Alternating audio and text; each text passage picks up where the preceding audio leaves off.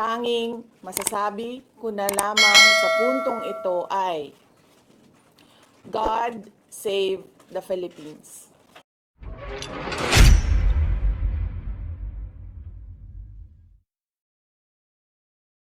Okay na? Yes, ma'am. Okay, sige. Mga kababayan, Assalamualaikum warahmatullahi wabarakatuh. Madayaw, maayong adlaw kaninyong tanan. Magandang araw sa inyong lahat. Sa mga nakaraang araw, marami ang humihingi ng reaksyon, komento, o damdamin. Damdamin ko sa issue ng impeachment na naihain laban sa akin. Sa kabila ng aking mga naging pahayag ukol sa planong impeachment sa mga nakaraan na buwan, ang tanging masasabi ko na lamang sa puntong ito ay God save the Philippines. Bukod dito, nais ko na lang ipaabot ang aking taus-pusong pasasalamat sa mga kababayan na patuloy na nagdarasal, sumusuporta, nagtitiwala, at patuloy na nagmamahal sa akin. Manalig kayo dahil sa taong bayan ang tagumpay. Syukran. I know, right? Braille. 3 questions, no follow-up. Okay. Oh. How are you? Ay, ayoko na. I'm okay. You've seen the list of those who signed, ma'am? Oo. Marami doon, mga inaanak, mga kumpare, mga nanghiling suporta sa inyo. So, What's your reaction? Sabi kasi, ito lang daw basahin ko. Promise 3 lang. Isa na yun. So, how are you preparing for this? We've already started preparing the moment Franz Castro announced the impeachment plans, which was November of 2023. So November of 2023, there were already lawyers doing their work for the impeachment. So Ma'am? we leave it to the lawyers. Resignation is not an option. Resignation is not an option. Wala pa tayo doon, ma'am. Na masyado pang malayo yung mga ganyan na mga bagay. Nandun pa lang tayo sa pagbabasa ng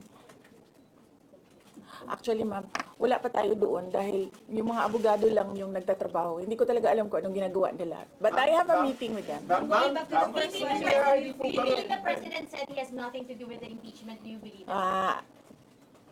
I do not want to answer that question. Next. Ma'am, confirm po ba na si dating Pangulo Rodrigo Duterte isa sa mga abogado niyo para sa impeachment? I do not want to answer that question. Yes, ma'am.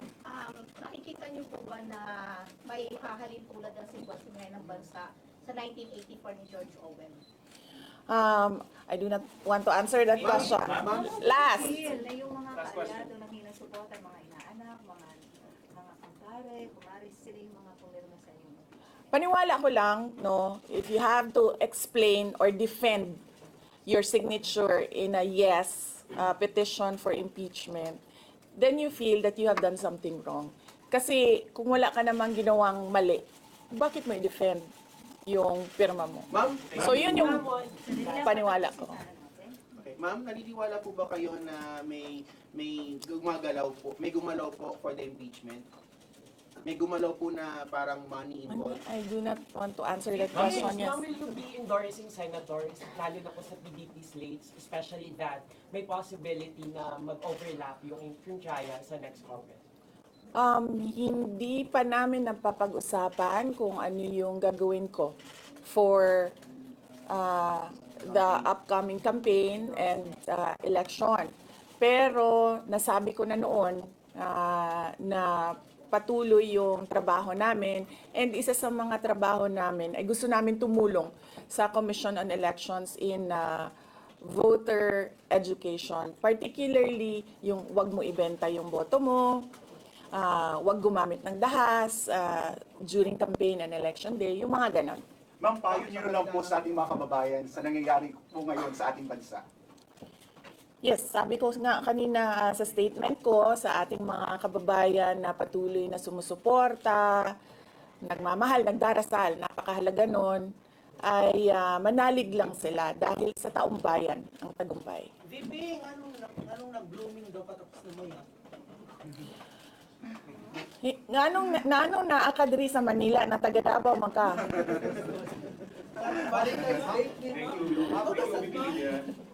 Ma'am, Yes sir. Ma'am, sabi niyo po late last year pa lang nagpe-prepare na kayo para dito. Pwede po i-brief niyo kung right now po after i-transmit sa Senate, saan na po yung preparation? May legal team na po ba and nasaan na po?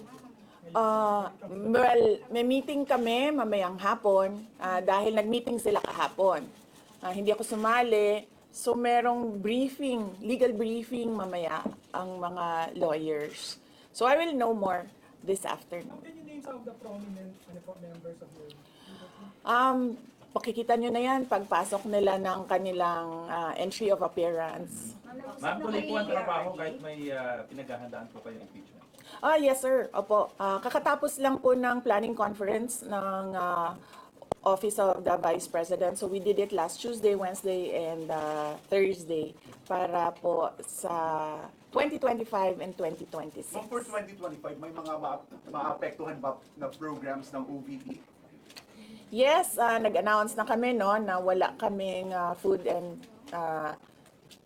wala kaming burial and medical assistance dahil tinanggal yung line na yon sa budget So hindi ka na pwede maglagay ng budget How doon. about the other programs, ma'am? Tutuloy siya. How confident are you that you won't be convicted in the impeachment court? Wala pa tayo, masyadong pang malayo yan, ma'am. Wala pa tayo, hindi pa natin ina-assess. Sa BP part, number one for impeachment.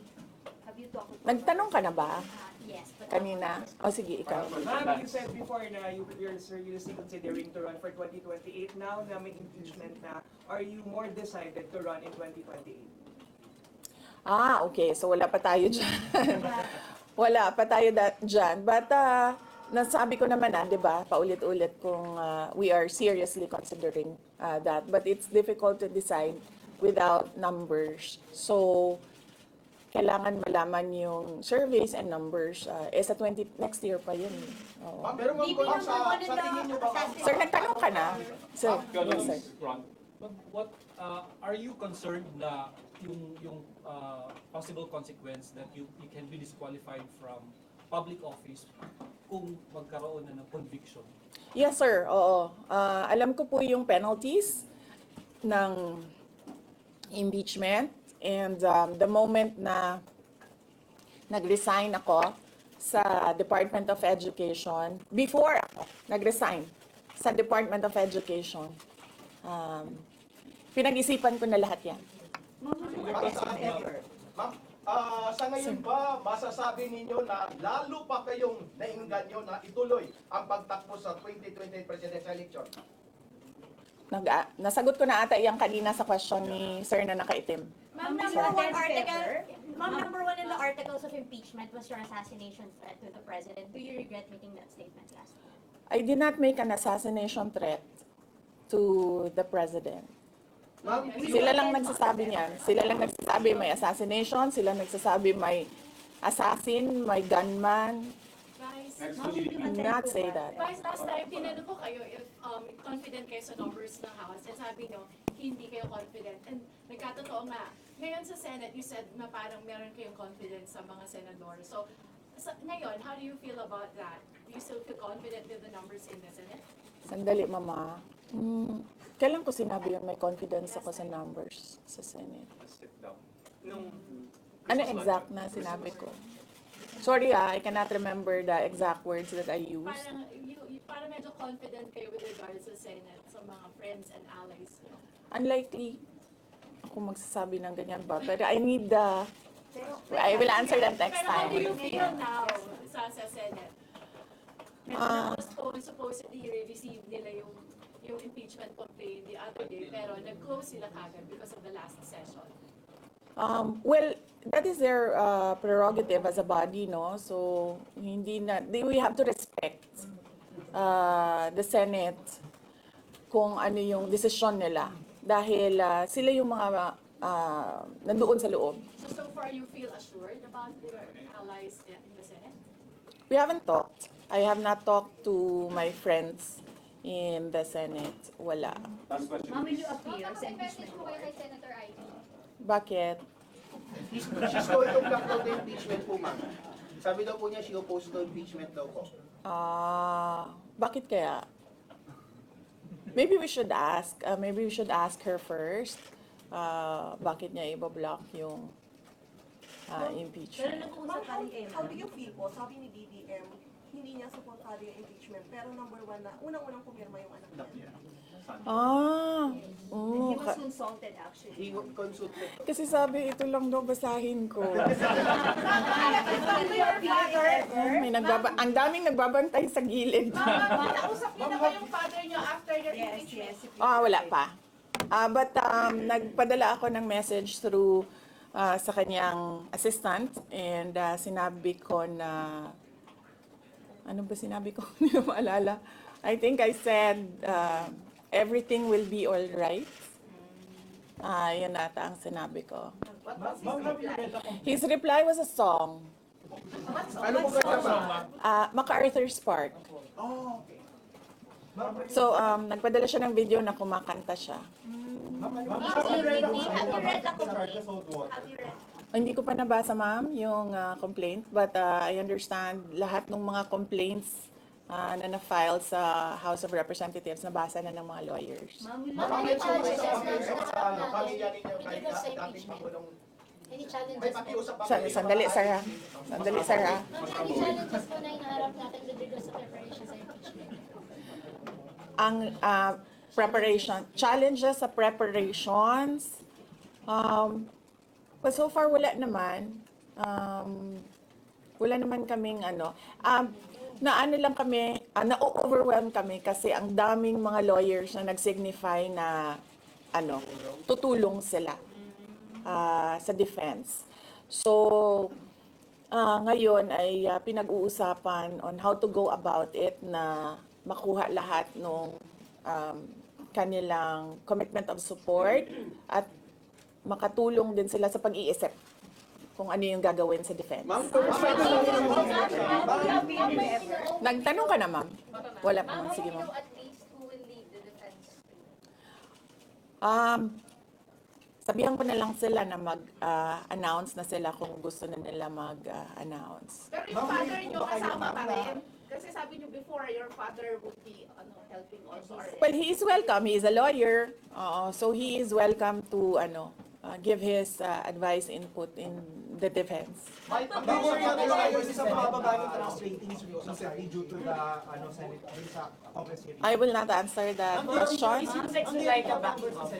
Yes, I'm sorry. Yes. Is Yusek Zulaika Lopez back in office? Yes. So what happened was, nag-indefinite leave siya, and then she was admitted to the hospital doon sa Davao City na hospital siya, and then discharge siya ng mga doctors with, ulitin ko. Si Yusek Zulaika Lopez, nag-indefinite leave siya after nung sa veterans hospital admission niya. Umuwi siya ng Davao, and then hospitalized siya doon. And then sabi ng doctors niya, we will discharge you but you have to come back ngayon ata, February, for further tests. And then bumalik siya for 1 day dito. Noong January, bumalik siya for 1 day dito sa Office of the Vice President, and she said na mag-leave siya for 2 months. And then I said yes, take the time that you need for your health. And then after a week, bumalik siya. Noong January, after a week, bumalik siya dito, and then she said, hindi ako mag-leave. So sabi ko, okay, welcome back. Ma'am, Okay. kamusta po Did you sa appear, ma'am? INC? Meron ba pakikipag-usap kayo sa INC? Dahil sila po yung nag-rally against para wag ituloy yung impeachment. Hindi pa po kami nagkausap ng INC, sir, pero nagpapasalamat po ako sa INC at sa buong sambayanan sa kanilang pananawagan ng kapayapaan.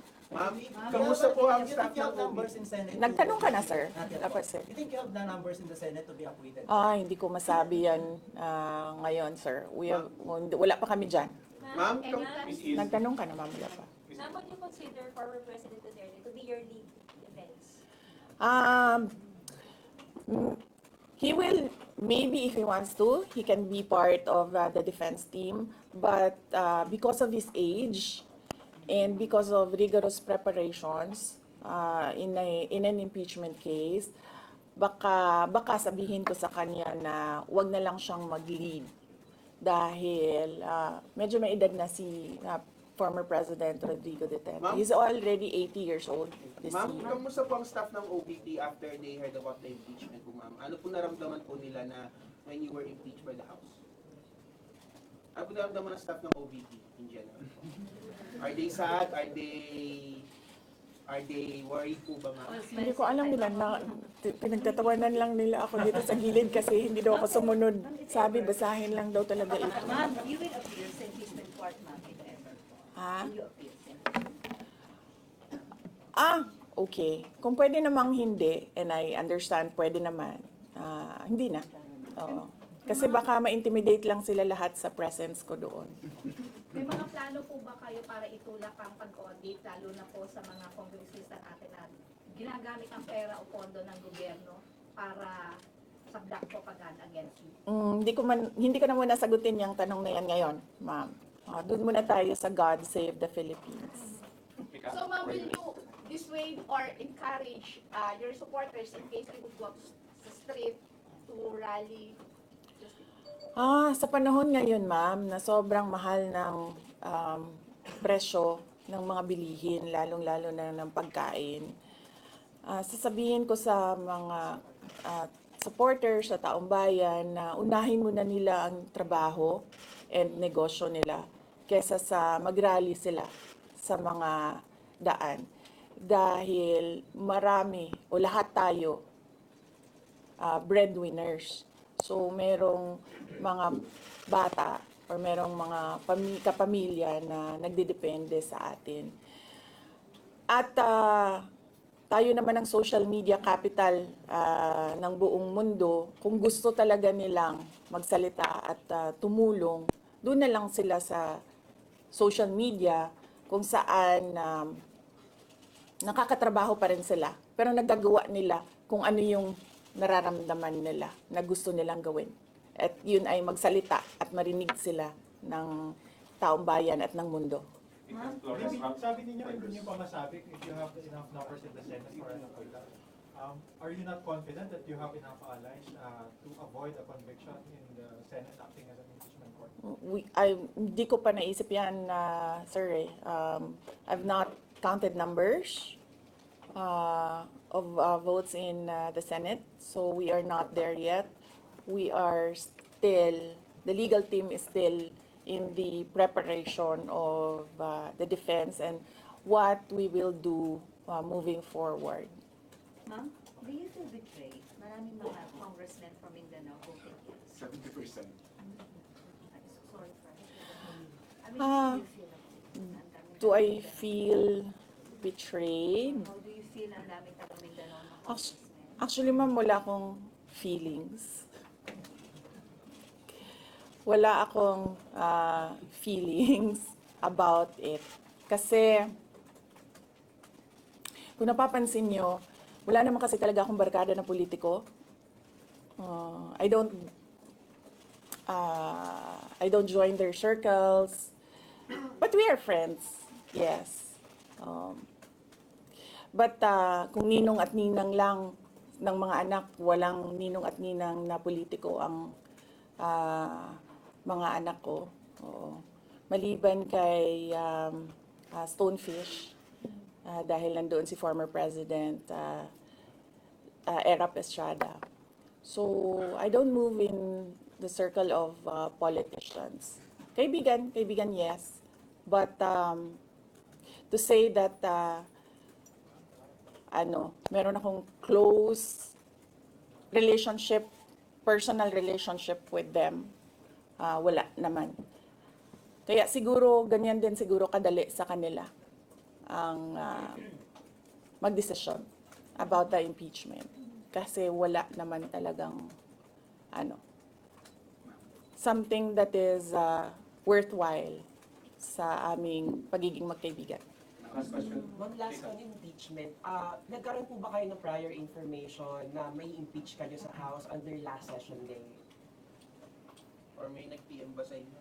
Naka-receive po ba kayo or may nag-tip sa inyo? Yes. Oo. Si JC. Si JC. Hindi siya natulog. Sabi ko sa kanya, matulog ka na, JC, kasi ang mangyayari ay mangyayari kaya sera-sera. Diba? Ma'am, comment nyo lang po, ma'am.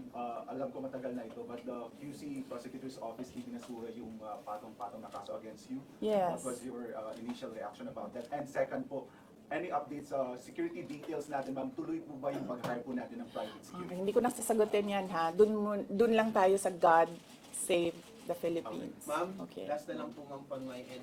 Ma'am, you said God save the Philippines. Gaano na po kalala ang problema ng Pilipinas ever since na nagkaroon ng issue na ito? Nagkaroon ng issue sa impeachment na ito? Parang ano po yung nakikita niyo yung problem sa Philippines ngayon at bakit nila inuna itong impeachment na ito? Gaano kalala ang Pilipinas na pag-iwanan na tayo ng panahon at ng ating mga kapitbahay dito sa region at napag-iwanan na tayo ng mundo. Malala siya since na nagkaroon ako ng understanding. Kasi 1990s, tapos 1990s, magulo. Well, sa amin, magulo, sa Mindanao. And then, ngayon, nagbabadya ang gulo sa Mindanao. So, parang wala namang nagbago. So, malala. Sobrang malala. Dahil kung nakakausap mo yung mga tao na arawan yung kanilang sweldo, yung pera nila hindi na talaga sapat para sa pagkain, para sa kuryente, para sa bahay, para sa tubig, para sa pag-aaral ng kanilang mga anak. At kung basehan natin yung pag-alis ng mga Pilipino sa sarili nilang bansa ay sobrang malala dahil sobrang dami ng ating mga kababayan ang pumupunta, nakikipagsapalaran sa ibang bansa dahil wala silang makita na pag-asa, wala silang makita na oportunidad dito sa ating bayan. Kaya parang nakakaawa na tayo dito sa loob at nakakahiya yung estado natin kapag iniligay mo siya in a global stage na kung saan pinapanood tayo ng ibang mga lahi at ibang mga bansa. And because of that, ma'am, And because of that, tapos na tayo. you will run for presidency because of that. Diba? Maraming salamat sa oras ninyo. Magandang umaga. Happy Valentine's! Happy Valentine's! Valentine's message na lang. Yes, happy Valentine's.